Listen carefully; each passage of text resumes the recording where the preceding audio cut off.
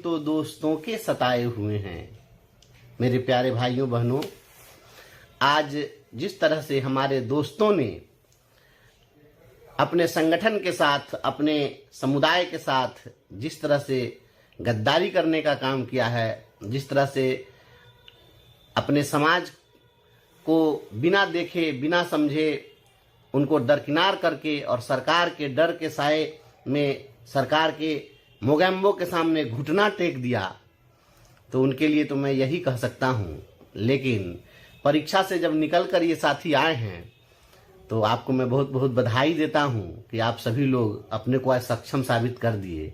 Result में जो आएगा उसमें तो सरकार आपकी सक्षमता और अक्षमता जांचेगी, लेकिन हमारा समाज आपको आज ही आप कितने सक्षम हैं इसका सर्टिफिकेट दे दिया है।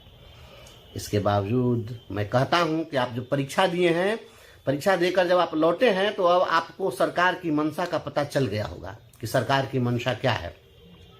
मेरे दोस्तों, अभी भी समय है, अभी भी आप सचेत हो जाइए। आप दूसरे की फिक्र मत करिए, आपको हमारी चिंता करने की जरूरत नहीं है। चिंता परीक्षा देने वाले जो लोग हैं, वह जो परीक्षा नहीं दिए हैं उनकी चिंता मत करिए। परीक्षा नहीं देने वाले शेर हैं, बहादुर हैं, वह अपने उसूलों पर जीते और मरते हैं, और उसूलों पर जीने और मरने वालों की चिंता मत करिए। लेकिन आप अपनी चिंता करिए, परीक्षा देने वाले लोग अपनी चिंता करिए। और मैं आपसे कहना चाहता हूं, तू अपनी फिक्र कर नादां, मुसीबत आने वाली है। तू अपनी फिक्र कर नादां, मुसीबत आने वाली है। तेरी बर्बादियों के महावरे हैं आसमाने में। तू अपनी फिक्र कर नादां, मुसीबत आने वाली है। तेरी बर्बादियों के महावरे हैं आसमानों में। जरा देख उसको, जो कुछ हो रहा है, होने वाला है, धरा क्या है भला अहदे कुहन की दास्तानों में। न समझोगे तो मिट जाओगे मेरे शिक्षक साथियों, तुम्हारी दास्तां तक भी न होगी दास्तानों में।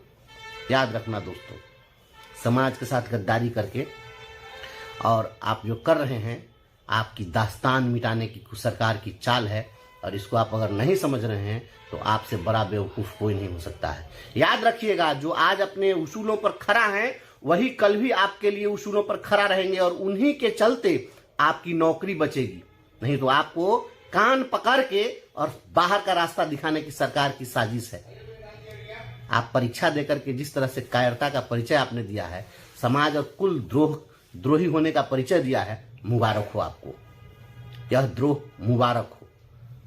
और मैं तमाम साथियों से मैं कहना चाहता हूं, जो लोग अपने उसूलों पर जीने और मरने का कसम खा चुके हैं, जो लोग इस लड़ाई में हमारे साथ मजबूती से खड़े हैं, मैं आपके लिए मैं कहना चाहता हूं।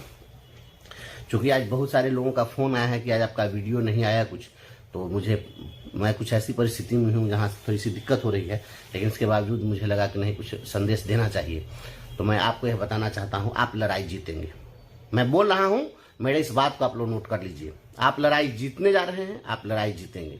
हाँ, ये तय है कि इन राजनैतिक गणिकाओं के माध्यम से आपको जीत नहीं मिलने वाली है। क्योंकि बिहार में आप कहाँ जाएंगे, यहाँ स्थिति है कि जितने भी हैं, ये अदम गोंडवी ने कहा था कि जितने हरामखोर थे कुर्वो जवार में, विधायक बनकर बैठे हैं अगली कतार में। दीवार फांदने का जिनका रिकॉर्ड था, मंत्री बन गए अब की सरकार में। काजू भूनी प्लेट में और विस्की गिलास में उतरा है राम राज्य विधायक निवास में।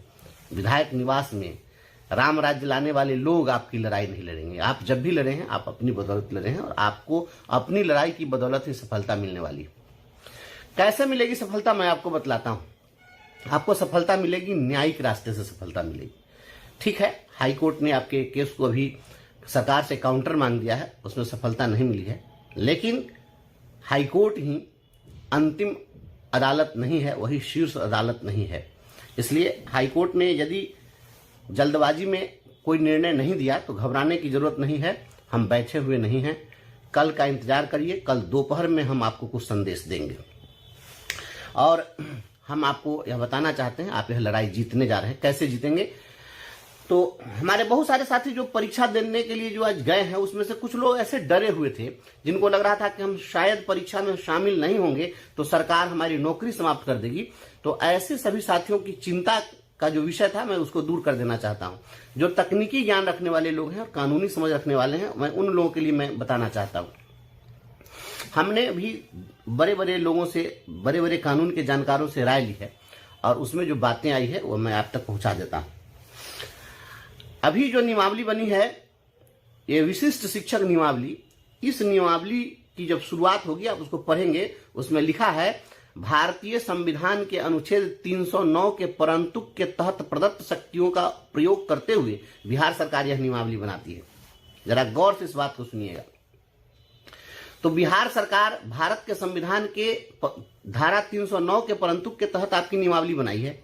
309 धारा क्या है, मैं पहले भी इसको बताया था कभी। तो धारा 309 भारत का संविधान केंद्र सरकार और राज्य सरकार को अपने कर्मचारियों के लिए सेवा संहिता निर्धारित करने की शक्ति प्रदान करता है। लेकिन इस नियमावली में इन्होंने क्या किया कि इस नियमावली में इन्होंने लिखा कि स्थानीय निकायों को अब इसके बाद बहाली करने का अधिकार नहीं होगा। स्थानीय निकाय अब बहाली नहीं कर पाएंगे। पूर्व में जो हमारी नियमावली थी, पंचायत प्रखंड शिक्षक की नियमावली थी, वह जो नियमावली थी संविधान की धारा 243 के तहत प्रदत्त शक्तियों का प्रयोग करते हुए सरकार के द्वारा बनाई गई नियमावली थी। तो भारतीय संविधान की धारा 243 पंचायती राज को शक्ति प्रदान करती है और इस धारा के तहत जो शक्ति प्रदान की गई है वह पंचायत ऑटोनोमस बॉडी है, पंचायत की स्वायत्तता है और पंचायत अपने कर्मचारियों को बहाल करे, योजनाओं का निर्धारण करे, ये तमाम शक्तियां उस धारा के तहत प्राप्त है। लेकिन धारा 309 जिसके तहत हमारी सेवा शर्तें बनी है, उसमें कहीं भी इनको यह अधिकार नहीं है कि यह 243 के तहत प्रदत्त शक्तियों को ये रोक दें। इस बात को गौर से समझिए कि धारा 309 के परंतुक के तहत जो शक्तियां प्राप्त है वो अपने कर्मचारी के लिए आप नियमावली बना सकते हैं, लेकिन पंचायती राज के जो कर्मचारी हैं उनके लिए कोई आप नियमावली नहीं बना सकते हैं, या उनके ऊपर आप नहीं थोप सकते हैं, या उनकी सेवाओं को आप कम नहीं कर सकते हैं, या उन पर कोई कार्रवाई नहीं कर सकते हैं। या कहीं भी संविधान में धारा 309 के तहत दूसरे किसी भी 243 धारा के तहत पंचायती राज को प्राप्त शक्तियों में हस्तक्षेप